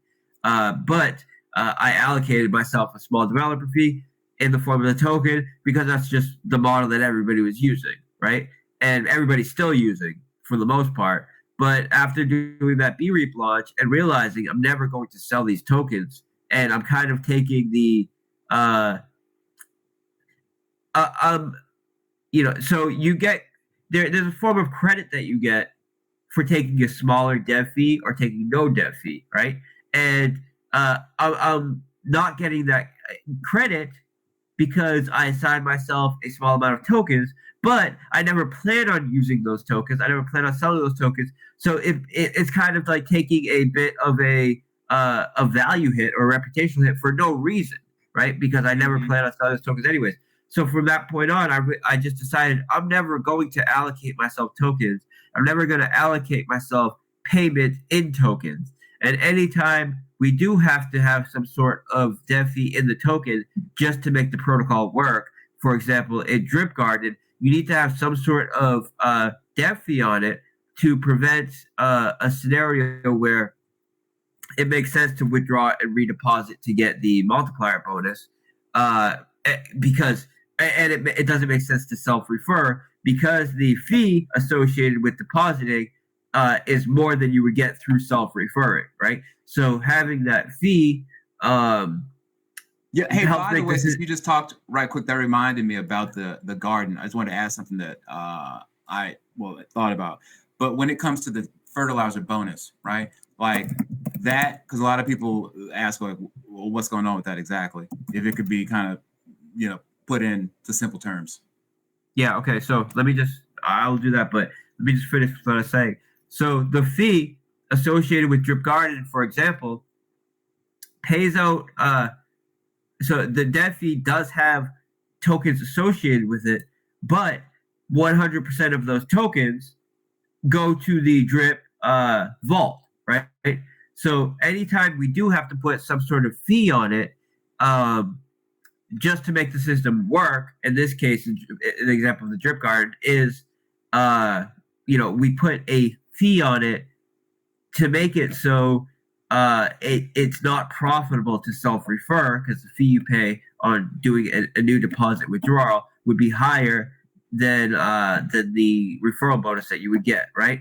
But instead of just collecting those drip tokens, we're sending it to the tax vault so it can be used to pay out rewards.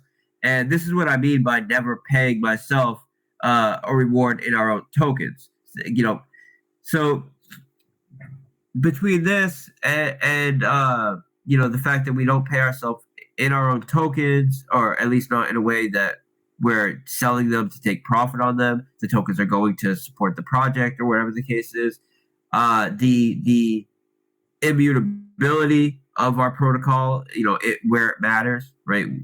Such as the tax that's associated with the drip token or the max payouts and all of these things, they're all immutable to ensure that there's no kind of insider manipulation that can happen like that. And anybody can look at our track record. We've been working, I've been working in the space for a decade, and we've always designed our protocols so it's impossible to have any kind of theft point blank too. I can attest to, at least as long as I've known you, with regard to essentially drip. I think I knew about you before going back to the flow days and all that.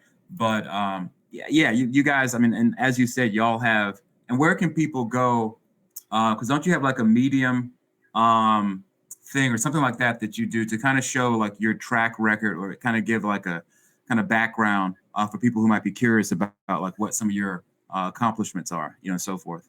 Yeah. So people have made Medium articles. Someone made a documentary about me. I did one interview like a year ago, really going into detail about just myself and my history. So that's out there. But I would say the best place to go if you just want to know about my history and the things I've done before I launched my first token would be to go to my Discord. Definitely. My Discord's like 7 years old at this point, and I had dozens and dozens of pre-sale raises that I did for large development teams. You can see, I was an advisor for Black Dragon's DAO. I was advisor and raised. I was the one that handled the full private raise for Black Dragon's DAO. Maha DAO, I handled their raise and was an advisor for them. Trust Swap, I was a technical advisor for Trust Swap. Handled somebody drop of their raise. Forex's Discord link in either Animal Farm or my Telegram when y'all get a chance.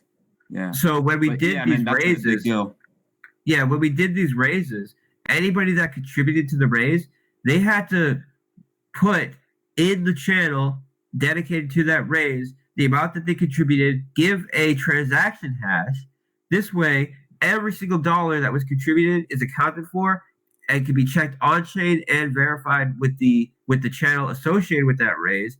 And then people can look on chain to ensure that all of the capital went exactly where it's supposed to go and everything happened exactly how it's supposed to happen. And that's for dozens and dozens of raises that we've done on there, going back years. And then I launched my own tokens. And whenever I launch my own tokens, we always do it in a way that ensures it's literally impossible for any kind of rug pulls or insider stealing or anything like that, right? So we do it through technology, and then you can be confident in this if you don't understand the technology and the contracts by looking at my track record. And then exactly. Yeah. You asked a question. You asked another question. Yeah. Well, I mean, you know what? Don't even worry about that. I was asking something about like the fertilizer bonus thing. Because like I said, I want to try to get you out of here. You know what I mean? It's already like, I think, coming up on 7 or 6 o'clock or 7 o'clock Eastern Standard Time right now. Yeah. I would say just read the white paper with that. It's working as designed. So. Got you. Yeah. And then the beneficiary function that was brought up about, essentially being able to have someone take over your account on the drip platform, at least. What, if you want to touch on that right quick, if that's still okay happening. So that was another thing that took so we had in the contracts that's already all wired up and we have the ability to do that. What is needed to access it is essentially we need to enable those functions and have a front end to allow people to interact with it. So this is something, especially now that you brought it up, let me take a note of it, because this is something that potentially could be implemented in the new UI. And the reason why we've kind of put it on the sidelines is because it would take a UI update to implement it. And there were a whole list of things that we wanted to implement with the new UI. So we kind of just wanted to hold off and do it all at the same time. But if I'm not mistaken, I remember there was something about it on the previous or the original, faucet UI. And then I think it was, I might be mistaken, but I think that I saw something about it there and then it was gone. Yeah. So we had it on the initial UI for, I don't know, a month or something, but it was disabled in the code. And then since it was disabled in the code, we took it off the front end and it would take re-implementing on the front end to allow people to access it if we want them to access it through the front end. So we would have to enable it in the contracts and then create a dashboard for them to interact with in the front end. And that is something that I will give a second look to, because I do think that is something of value that I was really excited about implementing. And the reason why we didn't implement it from day one is because I wanted to do a bit more, just a bit more testing with it. So that's why we didn't implement it on day one. And then that's why we love you, man. You know what I mean? Crossing your T's and dotting I's and whatnot. Yeah, thank you. But yeah, the code's there. The code's done. It's just disabled because I wanted to do some more testing. And then we took it off the front end because, it wasn't enabled. But, doing the new UI is an opportunity to add it back to the front end and potentially enable it. So this is just UI something time, I need to add. Estimates looking like what again? Next month. I would say a month from now, right? So the UI is finished. Right.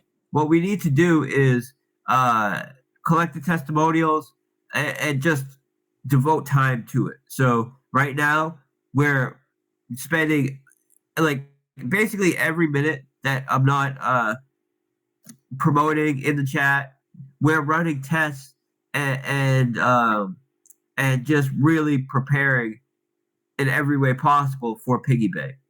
On Thursday, once that goes live, of course we'll have to continue to promote it, but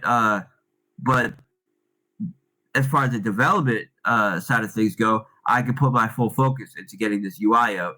And since it's finished, the vast Yo, no majority of rush, it's man. finished. You do your thing, man. We trust a mighty leader. You know what I mean? So yeah, man.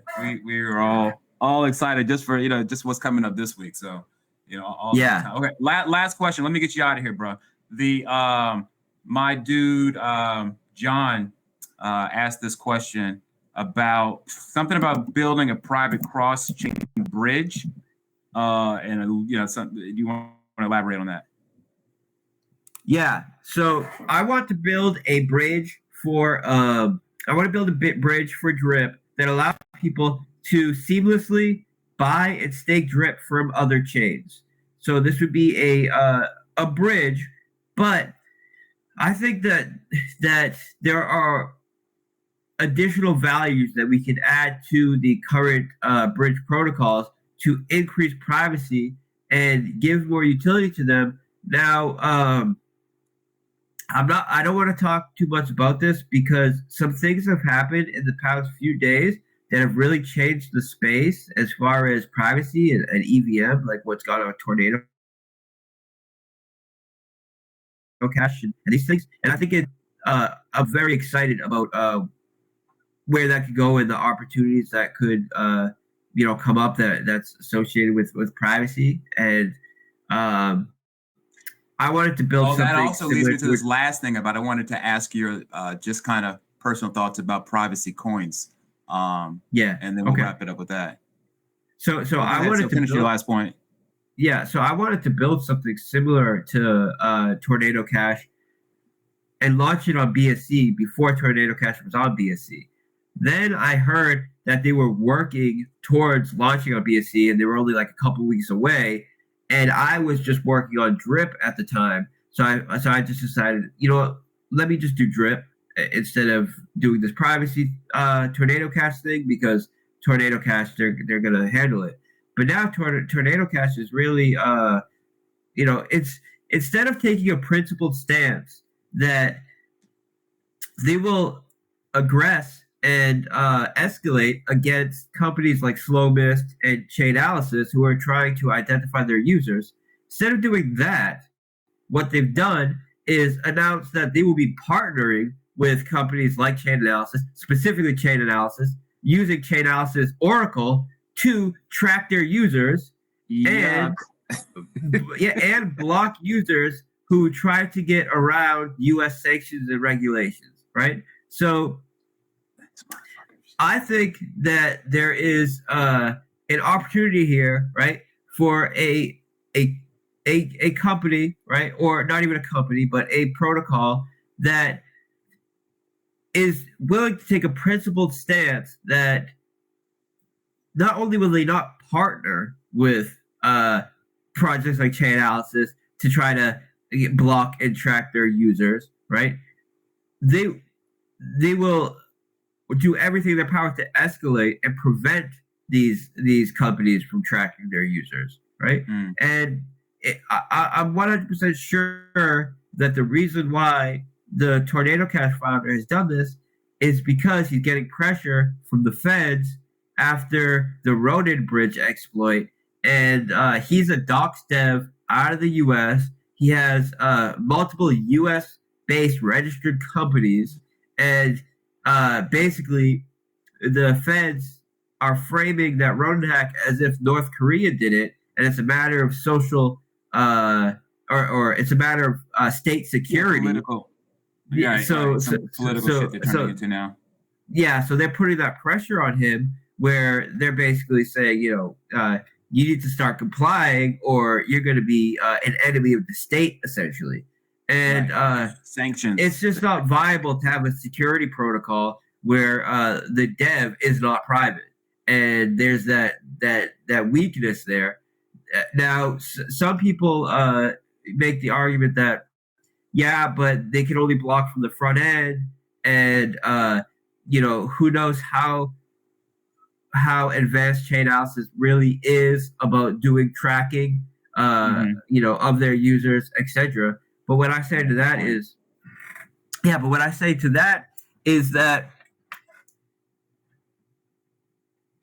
Tornado Cash is partnering with Chainalysis as part of their compliance utility because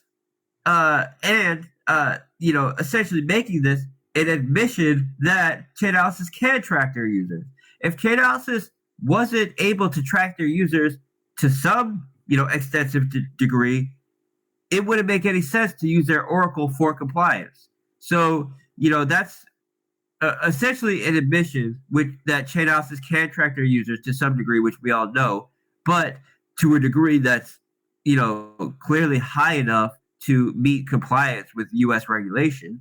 And the fact that instead of taking a principled stance and saying that we will do everything in our power to escalate against them and to innovate and try to block this in every way possible, no, they're partnering with them, implementing their Oracle to assist them in tracking their users, specifically users that try to get around U.S. regulations. It's what it is. But, So I understand both sides of the argument, but regardless, I believe a privacy protocol needs to take a principled stance. And principalities we're dealing with over here. And it's to run a privacy project as a docs dev in the U.S. with U.S. registered companies. You're just asking to get your hands put in a vice and be led around like a puppet, essentially. Got you. By the feds. Hey, and then privacy coins. Let me just say real quick. Privacy coins. The issue with privacy coins. Yeah, the issue with privacy coins is that they don't have fiat on-ramps. So in order to get into them, you need to use almost always some centralized exchange that's going to require KYC, that's going to give up your ID, and then they're watching who's getting in and out of these privacy coins, and the utility and use cases of these privacy coins are extremely limited, to the point where they can't do anything involving smart contracts. So there needs to be... What about something like if you're running how they have, what Pirate Chain is, right? Like if you have wrapped Pirate Chain on Binance Smart Chain, right? And then you have essentially, acquiring, through Binance Smart Chain wrapped, but then sending it over to the native chain. Is that in theory trackable once you're? Yeah. It's 100% trackable. It's 100% trackable because any kind of utility or use case, right, that you would have with the Pirate Chain token, you would have to do from the wrap token, and the wrap token is 100% trackable. So it provides no benefit there, right? You're just that's just a way to acquire it. But what would your suggestion be? No, but you wouldn't be acquiring. There's no way to deal with it. You wouldn't be acquiring it. You would be acquiring some ERC20 that has none of the values of Pirate Chain. Maybe it would be backed by Pirate Chain, meaning there'd be Pirate Chain that is in some. Well, Pirate Chain doesn't have smart contract capability. So at best, you would have Pirate Chain sitting in a some sort of centralized wallet that acts as collateral for wrapped tokens. It would be fully trust based, and then any kind of smart contract integration that you would do would have to be through the wrap token, which would be fully traceable. So it opens the door for issues because in order to have a wrapped Pirate Chain, you would need to have some sort of way to price it, some sort of pricing oracle. Pirate Chain doesn't have the ability for smart contract integration, so it would be fully reliant on some centralized trust-based model to even get the pricing done correct. And then once the pricing is done correct, who cares? Because you're not getting any kind of privacy with the wrap token anyways. So it needs to. So the privacy functionality needs to be in the EVM compatible token itself, and or you need to have some ecosystem of contracts that give privacy to the EVM token itself. So that's what Tornado Cash was doing to some degree. Now I'm in talks with a researcher that I know that believes, and he has a working model that has that does privacy even better than Tornado Cash, right? So I'm in talks right now about doing something really, really cool.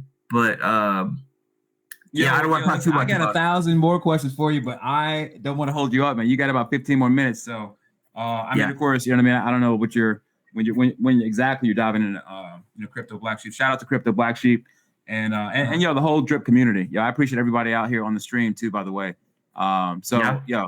Again, salute to you for taking time out to do this before, you've got this very big week ahead of you. So I can't say enough, man, how much I really appreciate it. So, I appreciate you. You were there with Drip in the early days, and I don't forget that. And, when someone that's really been a part of the community reaches out and they want to do something with me, as long as I can set aside some time, I'm very much willing to do that. And I appreciate you. I appreciate the role that you've played. And, we're just getting started, right? So the year point, when we hit that year point, that's when people start hitting their max payout. That's when the whole sustainability mechanisms that we put into the protocol actually start to play out. They haven't even really played get out to shine, yet. right? No one's hit the max payout yet. So we're just getting started. And from the mechanic side of things, and from a development aspect, because we have so much more to push as far as development goes as well. So I appreciate you being here from the beginning. We're just getting started, and we'll stay in communication. We'll jump back in and do this again in a few weeks, a few months, whatever it is. All right, you got it, my dude. Well, that's a wrap, y'all. And we'll catch up real soon. And y'all got any questions? Y'all know where to find me. I'm in the Telegram. All right. Thursday's the big day, guys. So stay tuned for Thursday. All right, broski. We'll talk to you soon, man. All right. Thank you. Goodbye. All right, brother. Peace.